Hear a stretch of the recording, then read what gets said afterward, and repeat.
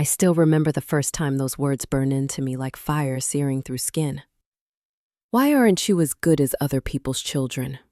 I was only 7 years old, standing in the corner of our small living room, clutching a piece of paper with a red mark that wasn't quite perfect. It was an 8 instead of a 10. To me, it feels like an accomplishment. To Evelyn, it was nothing.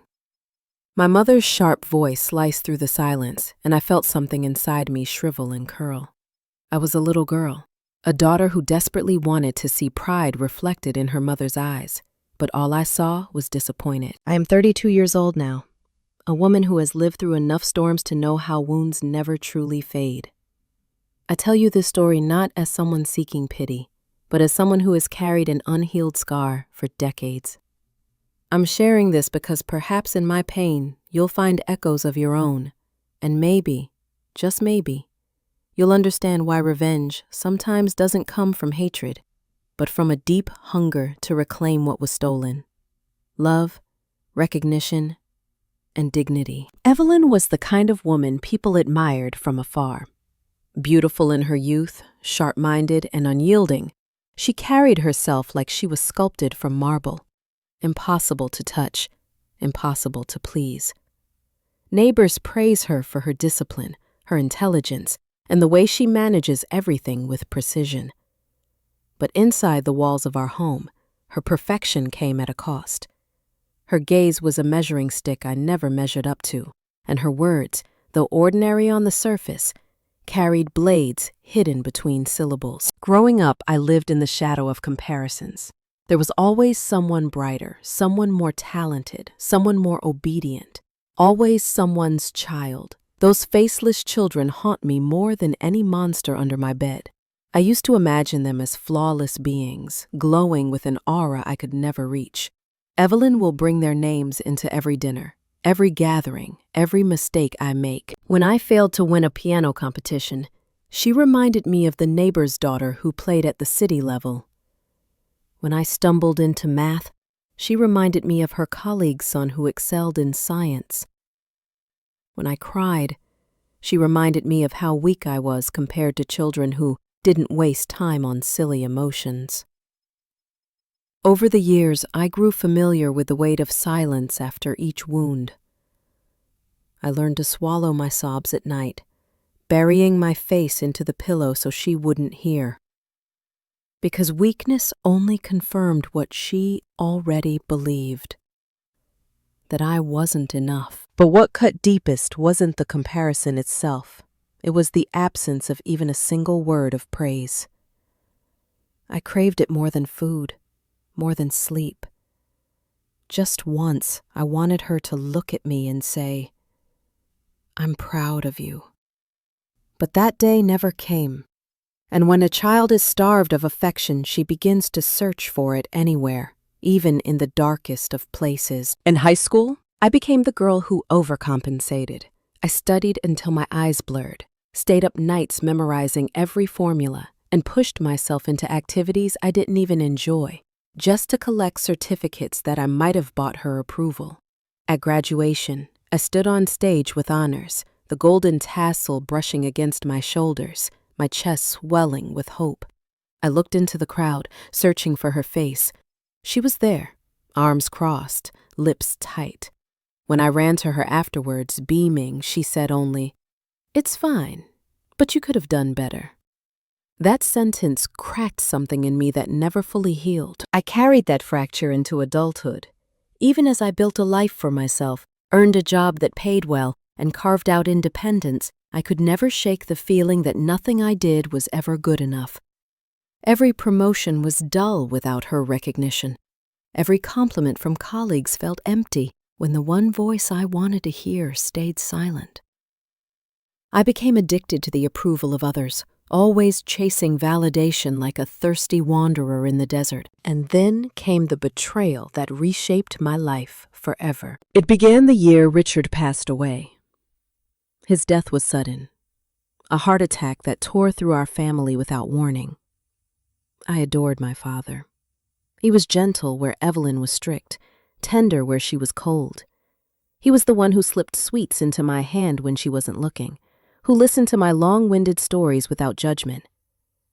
Losing him felt like losing the only shield I had against her sharp edges. After his funeral, as the house filled with mourners and condolences, I found myself wandering into his study. I wanted to feel close to him, to inhale the scent of his books, to run my fingers across the papers he had touched. That's when I stumbled upon a folder tucked inside the bottom drawer of his desk.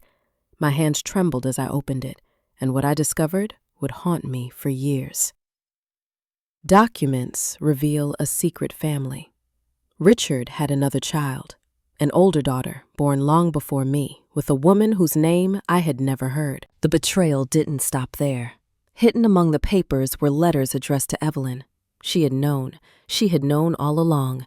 The woman I thought was unshakable had built her life on silence, burying the truth deep beneath her discipline. And suddenly, so many things made sense. Her coldness, her distance, the way she looked at me with eyes that never softened. It wasn't just disappointed, it was frustrating. I wasn't only failing to meet her standards, I was a living reminder of betrayal she could never forgive. That night, as the house emptied and Evelyn sat alone in her black mourning dress, I confronted her. My voice shook as I demanded answers. She didn't deny it. She didn't cry. She looked at me in the eyes with that same cold sharpness and said, "Yes, he betrayed me, and I stayed. I endured. But don't you dare pity me, because weakness is not in my blood. You are my daughter. You will not be weak." Her words left me speechless. Instead of comforting me, instead of reinforcing the pain we both carried, she turned it into another standard I could never meet. At that moment, I realized something chilling. My mother had been at war all her life, and I had been her battlefield. I tried to walk away from that discovery, to bury it as she had, but the knowledge gnawed at me. There was another woman, another child, half of me living somewhere out there, and in that truth was the seed of my revenge. For months I searched, quietly at first, then obsessively. I combed through old records, asked distant relatives, pieced together fragments of Richard's hidden past. And finally, I found her. Her name was Selena. She was 35, 3 years older than me, living in another city. Unlike me, she had grown up without our father. Unlike me, she had been abandoned. When I met her for the first time, it was like looking into a distorted mirror. Similar features, but hardened by a different kind of suffering. Selena told me everything. Our father had promised to come back for her, but he never did. He left her mother to raise her alone while he built a perfect family with mine. The bitterness in her voice cuts deeper than any of Evelyn's words. "You got the life I should have had," she said. "You got the father, the house, the name. And me, I got the scraps." Her pain collided with mine, and for the first time, I felt both guilt and anger burning together. I wasn't her enemy, yet I carried the benefits of her loss. And in that cruel symmetry, I began to see the outline of karma. Evelyn, who spent her life comparing me to faceless children, will soon face the truth. The child she overlooked most and the child she never accepted will come together, not out of love, not at first, but out of revenge. Selena and I struck a strange alliance. We weren't sisters in the traditional sense, but we were bound by betrayal. And we both wanted something from the woman who had shaped, scarred, and silenced us. She had lived too long behind her mask of perfection. It was time to shatter it. And so I began to plan, not just for confrontation, but for revelation. Evelyn had always demanded excellence, always demanded proof, so I would give it to her. I would build a life so undeniable, so powerful, that she could never again whisper, "Why aren't you like other people's children?" Because this time I will stand before her not as her failure, but as her reckoning. But I must confess something to you now. Revenge is never simple. It doesn't burn clean. It twists, it consumes, it forces you to look at yourself in ways that break you apart. And before I could bring Evelyn to her knees, I would have to confront the truth of who I really was, stripped of her shadow, stripped of his lies. The weeks after meeting Selena were a blur of emotions I could barely name. Guilt, rage, curiosity, grief. They tangled inside me like knots I couldn't untie. Every time I saw her, I felt Richard's ghost hovering between us, heavy with unspoken apologies. But what unsettled me most was how naturally it felt to be around her, even when she bristled with resentment. Her sarcasm, her guarded eyes, her sudden bursts of laughter that sounded so much like mine. It was as though blood had silently stitched us together long before we ever met. Yet, the connection wasn't simple. There were moments when she looked at me as if I were the thief of her happiness, the stand-in for the father who abandoned her. Once, she spat words at me that stung like acid. "Do you know what it's like to watch other kids with their dads and wonder why yours never came back? To wonder if you weren't good enough to be loved." I wanted to tell her I knew, that in my own way I had been unloved too. But how could I compare my invisible wounds to her visible absence? She had lost a father to neglect. I had lost one to death. And Evelyn, she was still alive, still controlling, still silently demanding my perfection. Selena hated her without ever having met her. "That woman stole my father," she said one night as we sat in a dim cafe, shadows dancing across her face. "She knew about me, and she didn't care. She took everything." I stayed quiet, stirring my coffee until the surface trembled. A part of me wanted to defend Evelyn, not because she deserved it, but because I couldn't bear to admit that everything Selena said was true. Evelyn had known. She had kept a secret not to protect me, but to protect her image. And in her quest for control, she had destroyed all of us. It was Selena who first suggested revenge. "She needs to be exposed," she said. "The whole neighborhood worships her, right? Everyone thinks she's this perfect, untouchable woman. Let's show them who she really is." I remember my chest tightening at her words. Revenge. The word tasted dangerous, like fire on my tongue. Part of me recoiled. Was I really capable of turning against my own mother? And yet, another part of me whispered, yes. Because revenge, in its rawest form, wasn't just about hurting her. It was about reclaiming myself, about finally being seen. We started small. I began gathering pieces of her past, photographs, letters, receipts, fragments of the life she wanted buried. Selena was relentless, digging into old acquaintances, scouring archives, even contacting her own mother for the truth. Slowly, a picture emerging. Evelyn, young and fiery, discovering Richard's betrayal and choosing silence over scandal. She had endured humiliation in secret, turning her pain into sharp edges that she unleashed on me. The irony was cruel. All my life, I had believed I was never good enough. But the truth was, she had been punishing me not for my failures, but for him. I was never competing with other people's children. I was competing with the ghost of a man's betrayal she could never forgive. I wish I could say that realization softened me, that it made me pity her. But it didn't. It only makes me angry. She had let her bitterness devour me, her own child, and never once stopped to see the scars she was carving into my heart. The night everything boiled over is etched in my memory like a scar. It was her birthday. A gathering of relatives and neighbors filling the house with laughter and the clinking of glasses.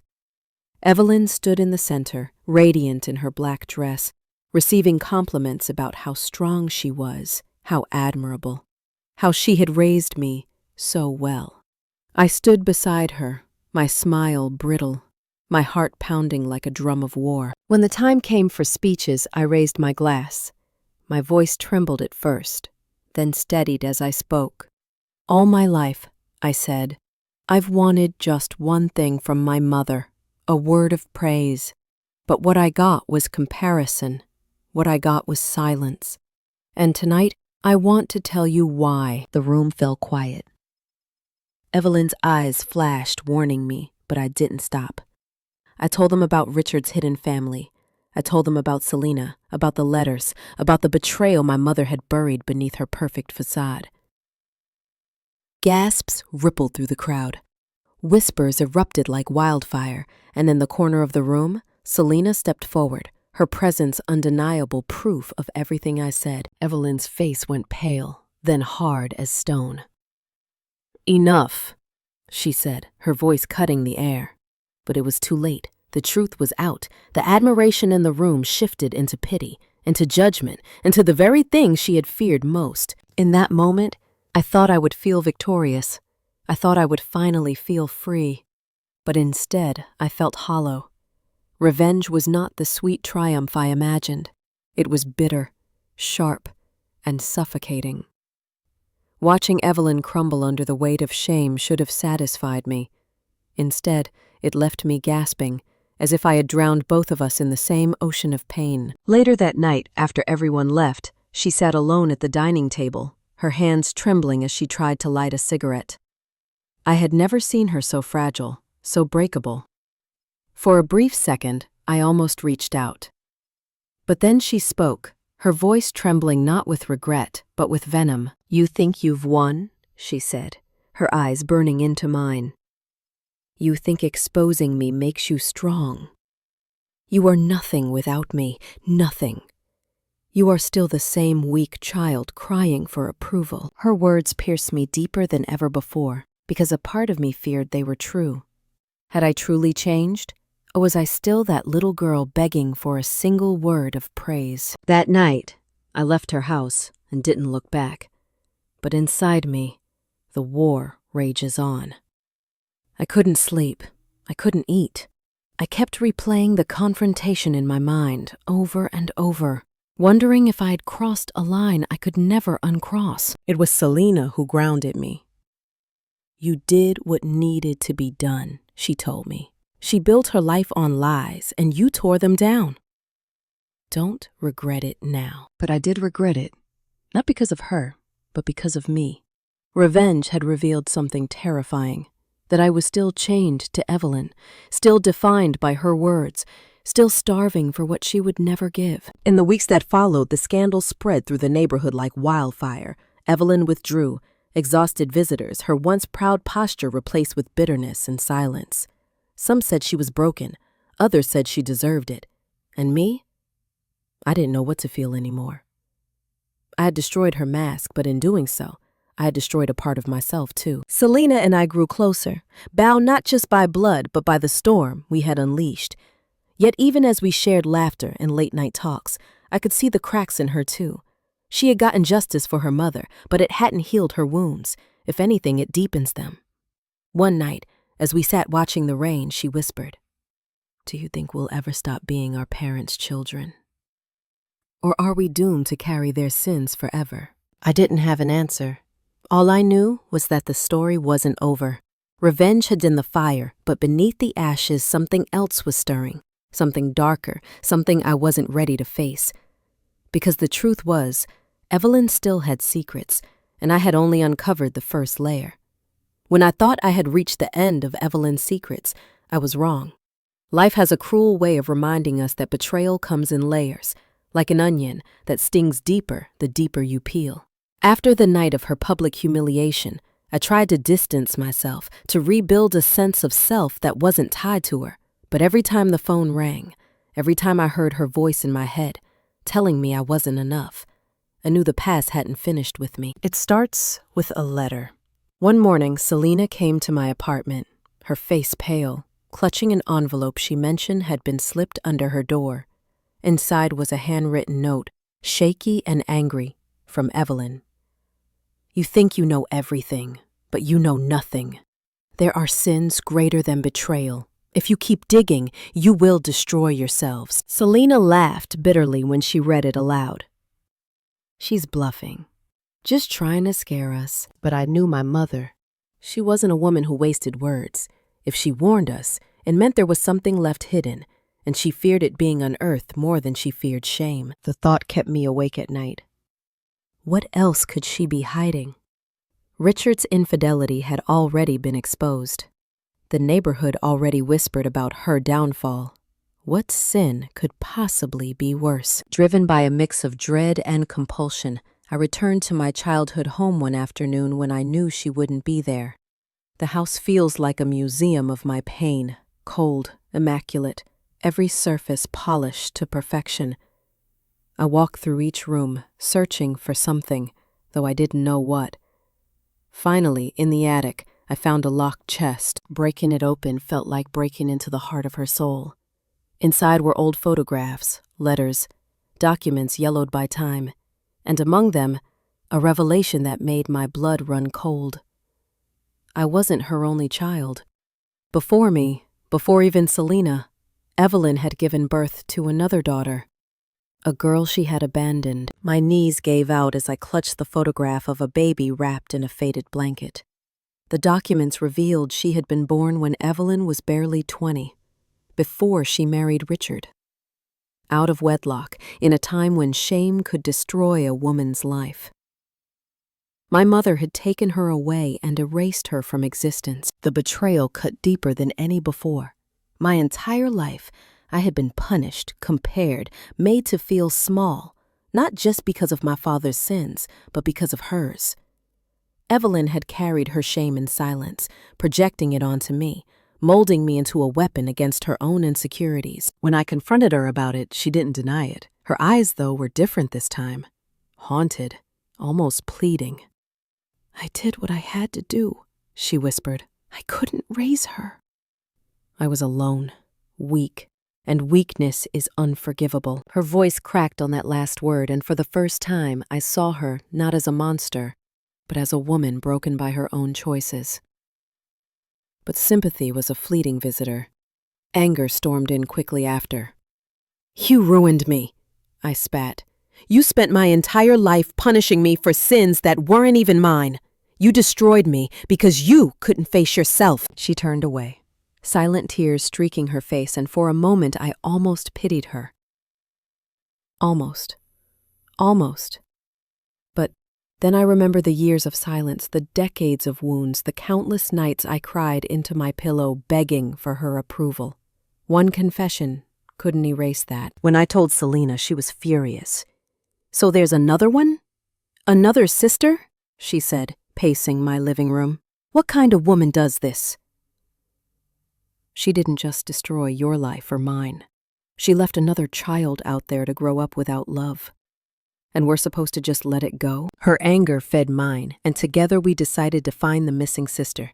It felt less like a choice and more like fate pulling us forward. We scoured adoption records, searched through every we could find in the chest. Weeks stretched into months, and just when hope began to wither, we found her. Her name was Monica. She was 40, living quietly in a distant town, working as a teacher.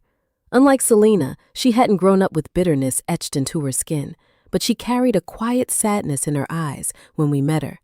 When we told her the truth, she didn't cry. She just sat there, her hands folded, whispering. I always wondered why I felt incomplete. Now I know. The three of us, 3 daughters of one woman's silence, stood together for the first time. It should have felt healing, a family reunited. Instead, it felt like standing in the ruins of a war we hadn't started, staring at each other across the battlefield. We returned to Evelyn together. She didn't expect it. When she opened the door and saw all 3 of us standing there, her face went ashen. For a moment, she staggered as if the ground beneath her had given way. Then she whispered, "No, not like this." Monica spoke first, her voice calm but sharp. "I'm the daughter you left behind." The silence that followed was unbearable. Evelyn sank into a chair, her hands clutching her chest, her breathing shallow. For the first time, I saw real fear in her eyes. Not fear of judgment, not fear of scandal, but fear of facing the very lives she had tried to erase. "You wanted perfection," I said, my voice trembling. "But look at us. We are the pieces you tried to cut away. And we're still here." Her tears flowed freely then, but they did not soothe me. If anything, they enraged me more, because I knew those tears weren't for us. They were for herself, for the life she couldn't control, for the image that was crumbling beyond repair. We left her that night broken, surrounded by the shadows of her past. But as we walked away, hand in hand, I felt something shift inside me. For the first time, I wasn't alone in my pain. I had sisters. Blood had betrayed us, but it had also bound us together. Still, I couldn't escape the gnawing question that followed me everywhere. Was exposing her truly enough? Or had revenge only deepened the curse that ran through our family? Selena wanted to burn everything. Her reputation, her name, her entire legacy. She deserves nothing, she said, not even a grave where people can honor her. Monica, however, was different. She carried her pain quietly, determined to let it consume her. Hatred doesn't heal, she told me one evening. You can spend your whole life trying to punish her, but it won't fix what's broken inside you. The real revenge is to live better, to refuse to become like her. Her words unsettled me, because in the fire of my rage I had already begun to see parts of myself hardening into her image. The sharpness in my voice, the coldness in my heart. I was becoming what I hated. And so a new battle began, not between me and my mother, but within myself. To choose whether I would continue down the path of vengeance or carve a different one, even if it meant letting go of the justice I thought I needed. But fate wasn't done testing me. Because just when I thought I had the choice to walk away, tragedy struck. It was late at night when I received the call. Evelyn had collapsed, rushed to the hospital with her heart failing. Standing in the sterile hallway, listening to the doctor explain her fragile condition, I felt torn apart. Part of me wanted to let her suffer, to let karma finish what I had started. But another part of me, the daughter who had once craved her praise, who had once loved her despite everything, couldn't bear to see her die without resolution. I walked into her hospital room, the machines beeping softly, her frail body lying still. Her eyes fluttered open when she saw me, and for a moment, the years melted away. She wasn't the monster of my childhood. She was just a broken woman facing the end of her life. Her lips parted, her voice barely a whisper.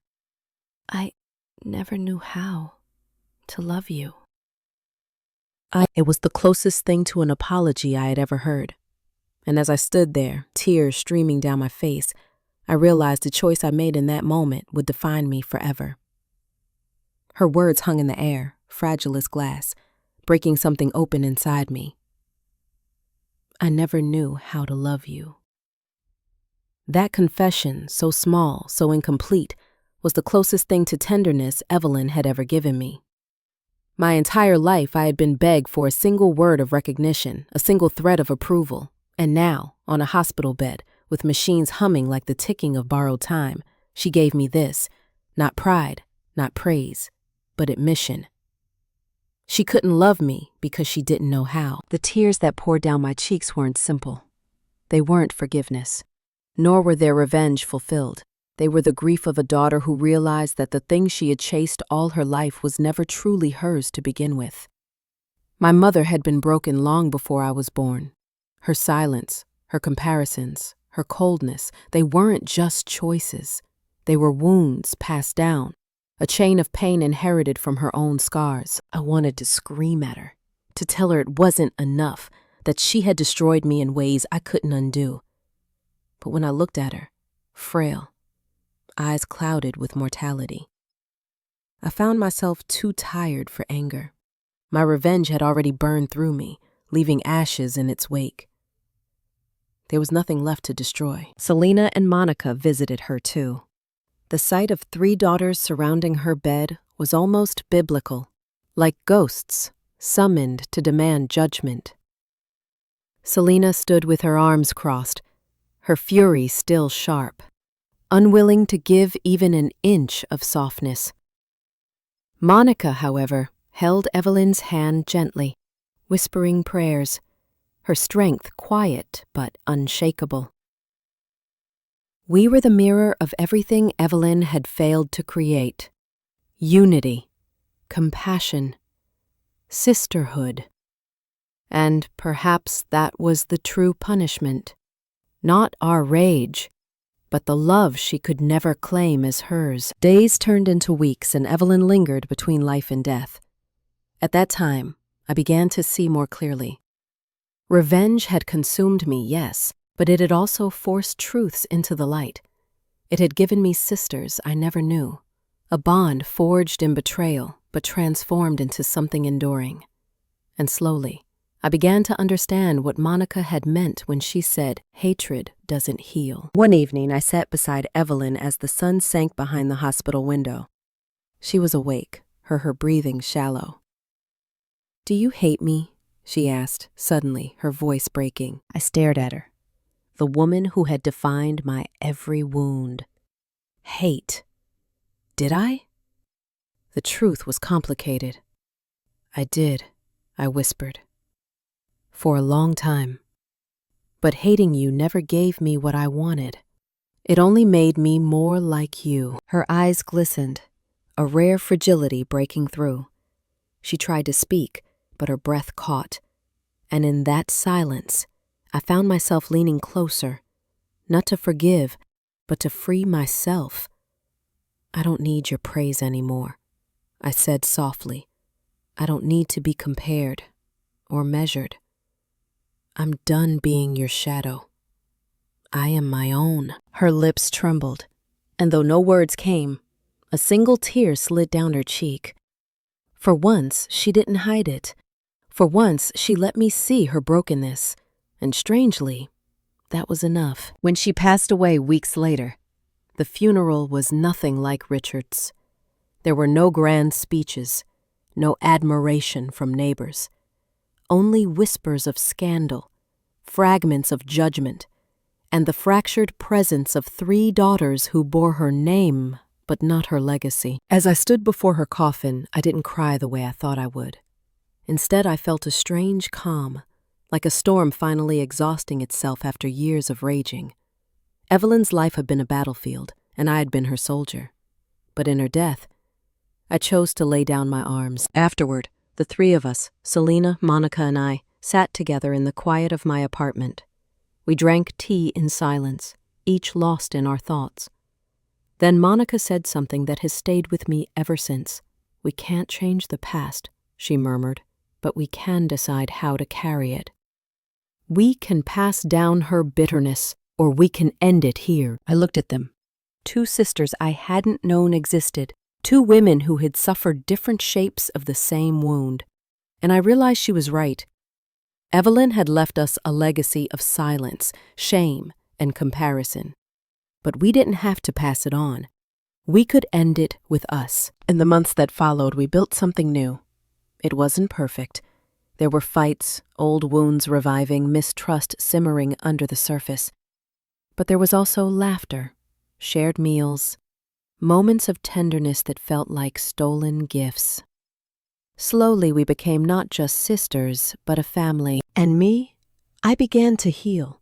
I started writing, pouring my pain into words, shaping my story into something that no longer chained me, but freed me. Every sentence was a release, every page a reclaiming of the voice that had been silenced for so long. Looking back now, I see the irony. My entire life I begged for one word of praise, one acknowledgement that I was enough. But in the end, I didn't need Evelyn to give it to me. I gave it to myself. If you're listening to this, maybe you felt it too. That ache of never being enough in the eyes of someone you love. Maybe you've carried the weight of comparisons, the sting of silence, the hunger for approval that never came. And maybe, like me, you've thought revenge would heal it. But here's the truth I learned. Revenge exposes, but it doesn't repair. It burns, but it doesn't warm. The only way forward is to stop waiting for someone else to crown you worthy and to claim that worth for yourself. Evelyn's story ends in bitterness, but mine doesn't have to, and neither does yours. We are not the shadows of their failures. We are not their children silent. We are our own. So here I am, finally free, finally whole, finally enough. And though I never heard it from her lips, I can say it now, to myself, to my sisters, and to you. I am proud. I am enough. I am more than someone else's child. Thank you for listening to my story. If it touches you, if you see even a fragment of yourself in my words, I ask you to share it so no one else has to carry their pain in silence. Like this video if it resonated with your heart. Subscribe if you want to walk with me through more stories like mine, and leave a comment below. Tell me, what wound have you carried, and what did it teach you? Maybe, in sharing, we'll all find healing together.